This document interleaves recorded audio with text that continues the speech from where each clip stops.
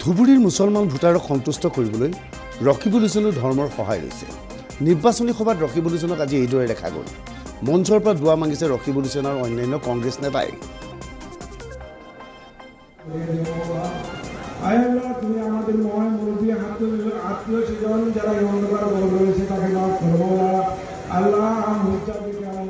উল্লেখযোগ্য যে কাজিৰঙাৰ গড় হত্যাৰ সৈতে ৰকিবুল জড়িত বুলি বাৰে বাৰে মুখ্যমন্ত্ৰী হিমন্ত বিশ্ব শৰ্মাৰ অভিযোগ উত্থাপন কৰিছিল।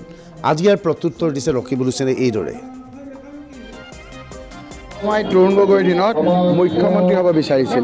মই যেতিয়া তেওঁক মুখ্যমন্ত্ৰী হিচাপে ছাপোৰ্ট কৰা নাছিলোঁ, সেই সময়ত আমাৰ তৰুণ গগৈ ডাঙৰীয়াক মই কৈ SB এক্সপাৰ্ট খগেন শৰ্মা ডাঙৰীয়াক পঠিয়াইছিলোঁ যে গড় কোনে মাৰে। গড় আগতে চোৰাং চিকাৰীয়ে মাৰিছিল 303 বন্দুকেৰে, কিন্তু মই যেতিয়া মন্ত্ৰী আছিলোঁ হঠাৎ AK-47 আৰু AK-56 দি মাৰা হ'ল। AK-47 AK-56 কোনে ব্যৱহাৰ কৰিছিল? যিসকল এক্সট্ৰিমিষ্ট আছিল, যিসকলে ছাৰেণ্ডাৰ কৰিছিল। সকলোৱে জানে যে ছাৰেণ্ডাৰসকলৰ লগত কাৰ ভাল, আৰু সেইকাৰণে তেওঁ মোক এখন চিঠি দিছিল যে মোক যদি তুমি কোৱা তেতিয়াহ'লে মই গড় হত্যা বন্ধ কৰিব পাৰিম। মই পিছদিনাই দিছিলোঁ যে মোৰ বিশ্বাস, আপোনালোকে তেতিয়াও মই প্ৰেছত কৈছিলোঁ, মোৰ বিশ্বাস, অগাধ বিশ্বাস যে অসমত এজনেই গড় হত্যা বন্ধ কৰিব পাৰিব, সেইজন হ'ল আপুনি। কাৰণ আপুনি এই কথাটো ভালকৈ জানে। আপুনি মোক বিচাৰিছে চিঠি দি, মই আজিয়ে বিচাৰিছোঁ, প্লিজ আপুনি হেল্প কৰক। গতিকে এই কথাবিলাক দিনৰ পোহৰৰ দৰে স্পষ্ট যে কাৰ কাৰণে গড় হত্যা হৈছিল আৰু কাৰ কাৰণে এতিয়া বন্ধ হৈছে, সেই কথাখিনি সকলোৱে জানে। আজি আপুনি কৈছে এই কথাখিনি মই কেতিয়াবা ক্লিয়াৰিফিকেশ্যন দিছোঁ। যদি আৰু লাগে, এতিয়া মই গুৱাহাটীত যাব পৰা নাই, গুৱাহাটীত গ'লে তেওঁ দিয়া মোক চিঠি, মই দিয়া উত্তৰ সকলো আপোনালোকৰ জৰিয়তে ৰাইজক জনাম। হিমন্ত বিশ্ব শৰ্মাই ধুবুৰীৰ নিৰ্বাচনী সভাত অংশগ্ৰহণ কৰি কয় যে বদৰুদ্দিন আজমলক ভোট দি লাভ নাই বা ৰকিবুল হুছেইনকো ভোট দি লাভ নাই, তাতকৈ চুকুৰ আলীক ভোট দিয়াটোৱেই লাভৱান হ'ব ভোটাৰসকল।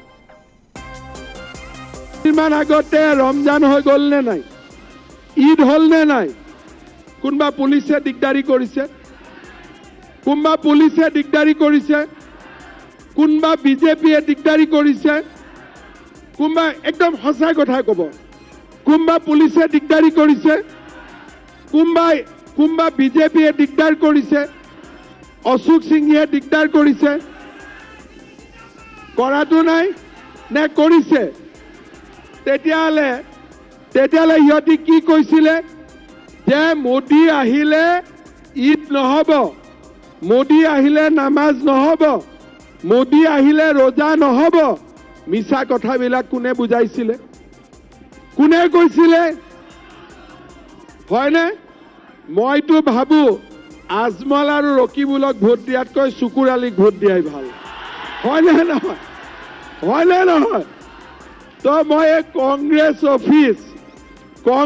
অফিচ আৰু আজমলৰ অফিচত যিবিলাক বহি আছে, মই কৈছোঁ যে আজমলৰ অফিচতো গাখীৰ নোলায়, ৰকিবুলৰ হুছেইনতো গাখীৰ নোলায়, আৰু গাখীৰ যদি নোলায় চুকুৰ আলী তাত যাই ইয়াত থাকিব নালাগে। গোৱালপাৰাৰ কংগ্ৰেছৰ বিধায়ক শ্বাহ আলমে গুৰুতৰ অভিযোগ উত্থাপন কৰি কয় যে বদৰুদ্দিন আজমলে মাদ্ৰাছা ভঙাত সহায় কৰে আৰু মাদ্ৰাছাৰ পইচা আজমলে লাভ কৰে।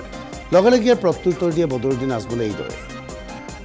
তাত চোৰ ডকাইত নকয়। আমাৰ যিখিনি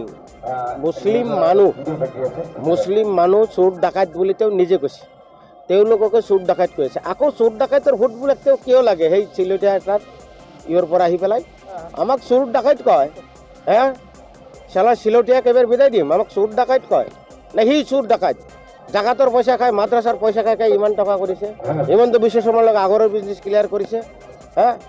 আরে চোর ডাকাইত কয় ওই একে রশিদে আলের বুঝি বলতেছে মাদ্রাসা বুঝি ভাঙ্গি আমি বানাইতেছি। আমার বাপ ফকির নিকে, আমার আব্বা আজমল শেখ না ভিকারি। আজমল শেখের মাদ্রাসা ভাঙ্গিয়া বানানি, তার ভাই হেমন্ত বিশ্ব শর্মা মাদ্রাসা বন্ধ করছে। আমি চ্যালেঞ্জ করতেছি, আগেও করছি, এই মাদ্রাসাগুলো আমি জিতার পরে 730টা মাদ্রাসা আমি খুলাই বলছি। একে রশিদ আলম কোন মাদ্রাসা কোনদিন গেছিল নাকি? না, খাড়া হইয়া পেশাব করনে वाला। আর রাত্রে রকিবুল হুসেন রাত্রে আসসালামু আলাইকুম।